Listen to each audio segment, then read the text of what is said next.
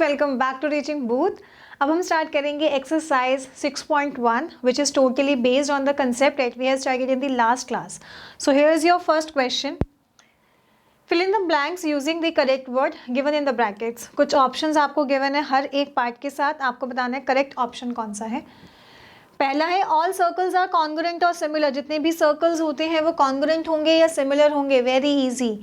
Congruent की definition है ऐसी फिगर्स जिसमें शेप भी सेम हो, साइज भी सेम हो। सिमिलर में सिर्फ शेप सेम होना चाहिए, साइज वेरी कर सकता है, साइज इक्वल भी हो सकता है, अनइक्वल भी हो सकता है। तो जितने भी सर्कल्स हैं सभी सर्कल्स का शेप सेम ही होता है, साइज वेरी कर सकता है। तो कौन सी कंडीशन को क्वालिफाई कर रहा है? सिमिलर को। तो जितने भी सर्कल्स हैं वो सिमिलर हैं। अब ये सर्कल्स कॉन्ग्रुएंट कब बनेंगे? जब उन सर्कल्स का सेम रेडियस होगा तो वो कॉन्ग्रुएंट हो जाएंगे क्योंकि उनका साइज भी सेम होगा। नेक्स्ट है ऑल स्क्वायर्स आर सिमिलर और कॉन्ग्रुएंट। अगेन जितने भी स्क्वायर्स हैं सभी स्क्वायर्स का सेम शेप है, फोर साइड्स इक्वल होती है, each angle is of 90 degree.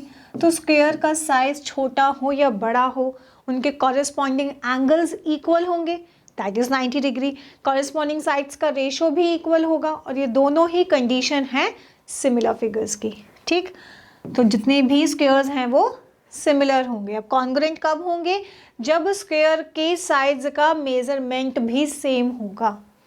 ठीक, next all dash triangles are similar, isosceles, equilateral. अब कौन से टाइप का ट्राइंगल सिमिलर होगा? आइसोसेलेस किसे कहते हैं? ऐसा triangle where two sides are equal. ठीक, equilateral triangle where all three sides are equal and each angle is of 60 degree. So equilateral triangle छोटा हो या बड़ा हो, corresponding angle का measurement same रहेगा, that is 60 degree. corresponding sides का ratio भी same मिलेगा क्योंकि हर एक triangle में सारी sides एक ही measurement की होंगी, उनका ratio भी same मिलेगा हमें। तो जितने भी equilateral triangles होंगे वो similar होते हैं। Next, two polygons of the same number of sides are similar. अब इतनी सी स्टेटमेंट को पढ़ो समझो। दो पॉलीगन्स जिसका सेम नंबर ऑफ साइड्स है, क्या वो सिमिलर हो सकते हैं?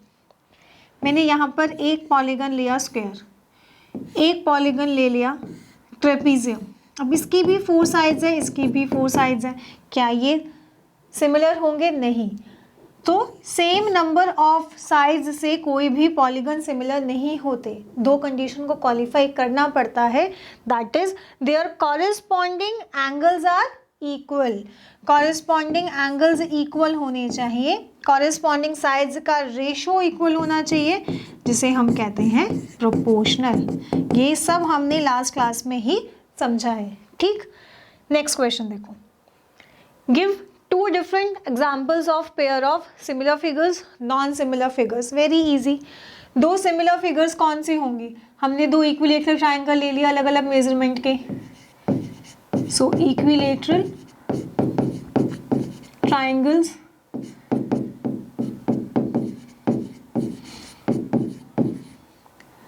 दो different squares ले लेंगे तब भी वो similar होंगे, दो डिफरेंट सर्कल्स ले लेंगे तो भी वो सिमिलर होंगे।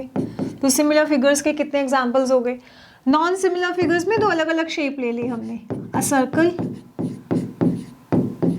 And a triangle.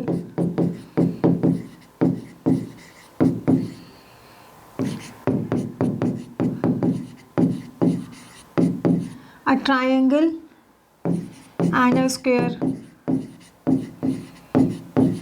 या फिर हम इस तरीके से भी बोल सकते हैं, एक हमने स्केलन ट्राइंगल ले लिया जिसकी एक भी साइड इक्वल नहीं होती, ट्राइंगल की तीनों साइड्स अलग अलग मेजरमेंट की होती है, और उसके साथ हमने ले लिया एक इक्विलेटरल ट्राइंगल। तो ये भी नॉन सिमिलर फिगर्स में ही आएगा। क्लियर? चलिए नेक्स्ट देखो।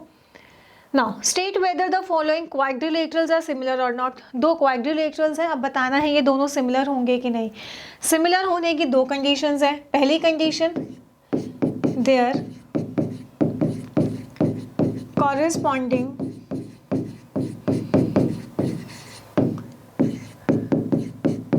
sides are proportional and their corresponding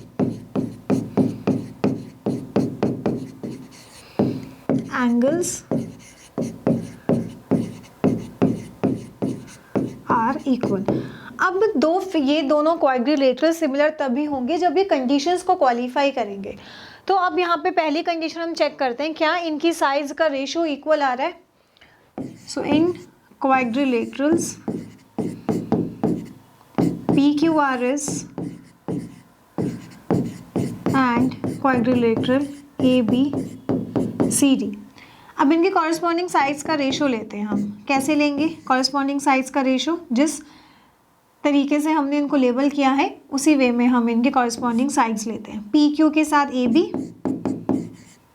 which is 1.5 and AB is 3 centimetre.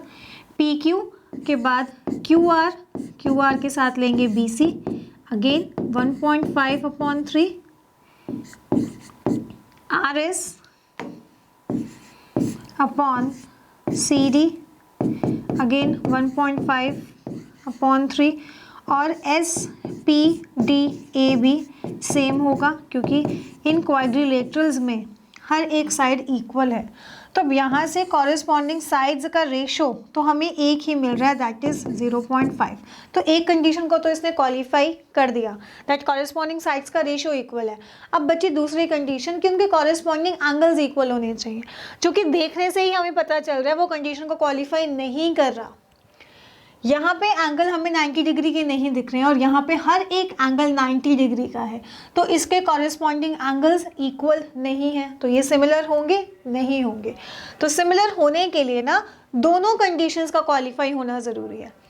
Corresponding sides का रेशियो इक्वल है तो उनके कॉरेस्पॉन्डिंग एंगल्स भी इक्वल होने चाहिए, तभी वो सिमिलर होंगे। सो यहाँ पर हम लिखेंगे hair their corresponding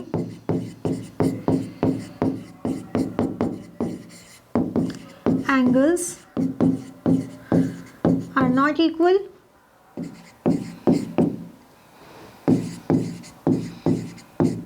hence PQRS and quadrilateral ABCD are not